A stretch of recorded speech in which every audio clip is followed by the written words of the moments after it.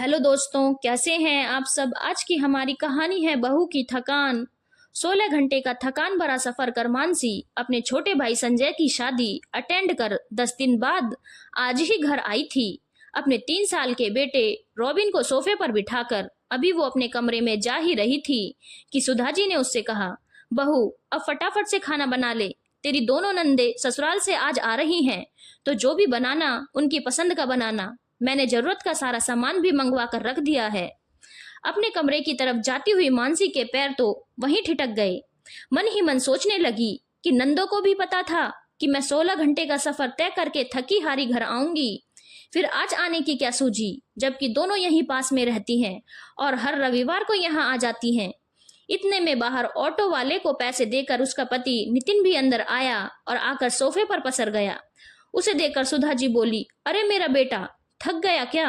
बहुत दूर है तेरा ससुराल, तो पता नहीं समधी समधन को क्या सूझी जो तेरी शादी के बाद इतनी दूर जाकर शिफ्ट हो गए। अगर मुझे पता होता तो मैं इतनी दूर तेरा ससुराल कभी ना करती। अब माँ, इसमें हमारे बस की बात थोड़ी ना है। जहां पर बच्चों का काम होगा माता पिता वहीं अपने आप शिफ्ट हो जाते हैं। फिर मम्मी जी पापा जी अकेले भी क्या करते हैं यहाँ पर। नितिन ने अपने सास ससुर का पक्ष रखते हुए कहा। सुधा जी मुंह बनाते हुए मानसी की तरफ देखकर बोली, अब खड़ी खड़ी यहाँ क्या कर रही है? जब फटाफट से चाय बना कर ले आ। देख नहीं रही कि ये कितना थक गया है? सुधा जी की बात सुनकर नितिन हंसते हुए बोला, अरे माँ, मैं अकेला थोड़ी ना थका हूँ, वो भी तो थकी है। वो भी मेरे साथ ही तो आई है। तो इतनी दूर से ट्रेन में बैठी बैठी तो आई है। कौन सा ट्रेन में कोई काम कर रही थी जो थक गई? सुधा जी चिढ़ते हुए बोली। मानसी ने अपने लगेज की तरफ देखा तो नितिन ने कहा, तुम जाओ और चाय बना लो, तब तक मैं ये सारे बैग उठाकर कमरे में रख देता हूँ। उसकी बात सुनकर मानसी तो रसोई में चली गई। पीछे से नितिन उठकर बैग उठाकर कमरे में रखने लगा तो सुधा जी बोली, अरे थोड़ा आराम कर ले, अभी अभी थका हुआ तो आया है। बैग उठाकर वो नहीं रख सकती क्या जो उसका काम तू कर रहा है? माँ, उसमें उसका काम और मेरा काम क्या है? इसमें भी मेरा भी तो सामान है। अगर मैं रख दूंगा तो काम जल्दी फ्री होगा। फिर सोच रहा हूँ कि बाहर से ही कुछ मंगा लेता हूँ। बहुत जोर से भूख लग रही है। अब मानसी भी थक गई होगी तो क्या खाना बनाएगी? क्यों खाना मंगा रहा है? अभी तेरी दोनों बहनें रीना और मीरा भी तो आ रही हैं यहाँ पर, उन्हें क्या बाहर का खाना खिलाएगा? सुधा जी की बात सुनते ही नितिन जहां था वहीं रुक गया। क्या रीना दीदी और मीरा दीदी आ रही हैं? आज अचानक कैसे आ रही हैं? अब तुझे देखे हुए काफी दिन हो गए थे तो इसीलिए आ रही हैं। वो तो उनके बच्चों की परीक्षाएं चल रही हैं, छुट्टियां नहीं मिली, नहीं तो बच्चों को भी लेकर आती। बहुत दिन तो कहाँ हो गए माँ, अभी 5 दिन पहले यहाँ से गया था, तब तो दोनों मुझसे मिलकर गई थी। नितिन ने धीरे से कहा, ये तो उनका प्यार है तेरे लिए जो वो तुझसे मिलने आना चाहती हैं, तो इसलिए बाहर से खाना मत मंगा। चुपचाप बहू को बोल दे कि उनकी पसंद की चीज बना दे। मेरी बेटियां कोई बाहर का आया हुआ खाना नहीं खाएंगी। पर माँ, मानसी भी तो थक चुकी है। 16 घंटे का सफर कुछ कम नहीं होता है।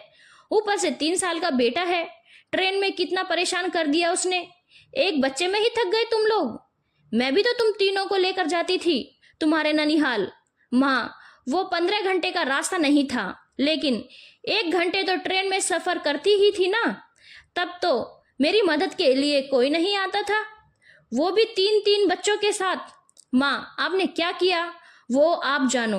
आपकी सास ने आपके साथ क्या क्या किया आप जानती हो, लेकिन आपके साथ जो हुआ उसे बहू पर थोपना तो गलत है ना। भला उसका बदला बहू से क्यों? तेरे पापा ने तो कभी पलटकर जवाब नहीं दिया तेरी दादी को, जो तू अपनी पत्नी के लिए मेरे सामने हो जाता है। माँ, पापा और मुझ में फर्क है। आप हर चीज में कंपेयर क्यों करती रहती हो? रीना दी और मीरा दी आ रही हैं तो उन्हें भूखा तो वापस नहीं भेजूंगा, लेकिन हाँ, खाना मैं बाहर से ही मंगा रहा हूँ। मानसी भी थक चुकी है, उसे भी आराम चाहिए। अभी तो काम पर लगा दोगे, फिर बीमार पड़ गई तो 2-3 दिन तक घर का काम खुद करोगे। उससे बेहतर है खाना बाहर से ही मंगा लें। कहकर नितिन ने खाना बाहर से ही ऑर्डर कर दिया। ये देखकर सुधा जी तिल मिलाकर रह गई। खैर, थोड़ी देर बाद अभी तीनों बैठकर चाय पी ही रहे थे कि रीना और मीरा भी आ गई। उन्हें देखकर अम्मा जी बहुत खुश हुई। अभी वो लोग बैठकर हालचाल पूछ ही रही थी कि इतने में डिलीवरी बॉय खाना देने आ गया। नितिन ने जाकर खाना लिया और पेमेंट करके आ गया। ये देखकर रीना और मीरा ने सुधा जी की तरफ इशारा करके पूछा कि क्या बात है, खाना बाहर से क्यों मंगाया है? भैया, आजकल की बहुओं को तो जोर आता है नंदों के लिए खाना बनाने में, इसीलिए बाहर से खाना आया है, सुधा जी धीरे धीरे बोली। पर यह बात मानसी को सुनाई दे गई, पर वो कुछ न बोली, बस उठकर रसोई में आ गई, क्योंकि वो जरा सा बोलेगी तो सुधा जी 10 बातें सुना देंगी। और इस बार तो दोनों नंदे भी साथ बैठी हुई थी। नितिन और मानसी ने मिलकर खाना निकाला और सब लोग साथ ही खाना खाने बैठ गए। इतने में मीरा बोली, कुछ भी कहो मानसी, तुम बड़ी भाग्यवान हो जो तुम्हें ऐसा ससुराल मिला है। पूरे परिवार के साथ बैठकर खा रही हो, वरना हम तो रोटियां बेल बेल कर ही परेशान हो जाते हैं। तुम्हें तो इसके लिए बहुत दान धर्म करने चाहिए और भगवान का शुक्रिया अदा करना चाहिए जो तुम्हें हमारा भाई मिला, जो कम से कम यह तो समझता है कि बीवी थकी हुई है तो बाहर से खाना मंगा लें, वरना हमारे पति तो खाना बनवा ही लेते हमसे। रीना भी साथ की साथ बोली, पर मानसी मुस्कुरा कर रह गई। अरे वो तो मेरी दोनों बेटियां एक ही घर में हैं जो हिल मिल कर काम कर लेती हैं, नहीं तो इतना बड़ा परिवार है, कोई और होती तो बहुत बुरी हालत हो जाती। पर माँ, कुछ भी कहो, ये दोनों की किस्मत इतनी अच्छी है, इनकी सासू माँ बराबर इनके साथ रसोई में लगी रहती है खाना बनाने के लिए, और क्या शानदार खाना बनाती हैं। और इनकी दोनों नंदे भी कोई कम हैं जो भाग भाग कर काम संभालती हैं। नितिन ने कहा तो सुधा जी तुनकते हुए बोली, क्यों, तेरी बहनों ने क्या तेरी शादी में भाग भाग कर काम नहीं किया था? तो अम्मा, मैं कहाँ इनकी बुराई कर रहा हूँ, मैं तो बस बता रहा हूँ कि उनके परिवार वाले भी काफी मिलजुल कर काम करते हैं।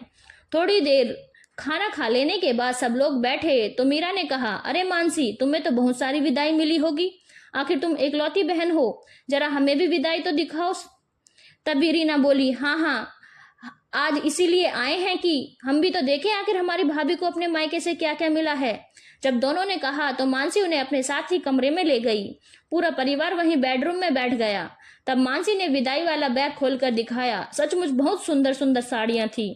अरे वाह, ये तो कितनी शानदार साड़ी है, इस पर तो एम्ब्रॉयडरी वर्क किया हुआ है, लगता है हाथों से किया हुआ है ना? रीना ने पूछा तो मानसी बोली, हाँ दीदी, ये माँ ने स्पेशल कहकर मेरे लिए बनवाई थी, बहुत महंगी पड़ी पर। अरे तो हाथ की कारीगरी तो वैसे भी महंगी ही पड़ती है, मुझे तो ये साड़ी बहुत पसंद आई। बीच में ही मीरा बोल पड़ी। उसकी बात सुनकर मानसी मुस्कुरा दी, लेकिन तभी सुधा जी बोली, अरे मीरा, तुझे ये साड़ी चाहिए तो तू रख ले, भाभी होने के नाते मानसी तुझे तो दे ही सकती है। सुधा जी की बात सुनते ही मानसी के चेहरे से मुस्कुराहट ही गायब हो गई। लेकिन नितिन बीच में ही बोल पड़ा, दीदी, आप लोगों को ऐसी साड़ियां चाहिए तो मैं बनवा दूंगा, इस रक्षाबंधन पर मेरी तरफ से ऐसी ही साड़ियां आप दोनों के लिए। अरे क्यों बेवजह खर्चा कर रहा है, जब साड़ी है तो यही दे दे। पर माँ, ये साड़ी तो मानसी की मम्मी ने उसे दिलवाई है, इसे हम कैसे ले सकते हैं? मीरा ने कहा। हाँ माँ, दीदी सही तो कह रही हैं। नितिन ने मीरा का समर्थन किया। क्यों नहीं ले सकते, भाभी की चीज पर ननद का भी हक होता है। तेरी दादी तो सीधा हुक्म करती थी देने के लिए, और तेरे पापा तो मेरी चीज दिलवा भी देते थे अपनी बहनों को, और तू पता नहीं कौन सी दुनिया से आया है जो देने से ही इनकार कर देता है। पर एक अच्छे बेटे की तरह तेरे पापा ने कभी इनकार नहीं किया अपनी माँ को और बहनों को। माँ, आपके सामने अच्छा बेटा बनने के चक्कर में तो मैं अपनी पत्नी के साथ गलत नहीं कर सकता। अभी तो तुम अपने सामने अपनी मनमानी कर लोगी, लेकिन आने वाले वक्त में उनका मायका बंद करवा दोगी। कड़वा बोल रहा हूँ लेकिन सच बोल रहा हूँ। आज तुम अपनी कौन सी ननद को घर बुला लेती हो, सच सच बताओ। नितिन की बात का सुधा जी बुरा मानते हुए बोली, सही बात है, बीवी के सामने बहनों को कौन पूछता है। आज तो मेरे सामने ही ये कह रहा है तो कल को तो पूछेगा भी नहीं अपनी बहन को। माँ, तुम छोटी सी बात को कहाँ लेकर जा रही हो? ये छोटी छोटी बातें ही तो होती हैं जो मायका बिगाड़ने का काम करती हैं। वैसे नितिन ने गलत नहीं कहा, हमें हमारी दोनों बुआ जी से मिले हुए काफी टाइम हो चुका है, सिर्फ इसी कारण कि उन्होंने तुम्हारे साथ ऐसा किया और तुमने उनका मायके का रास्ता बंद कर दिया। अपनी बेटियों को नितिन के पक्ष में बोलते देखकर सुधा जी तो मुंह फुलाकर कमरे से निकल गई।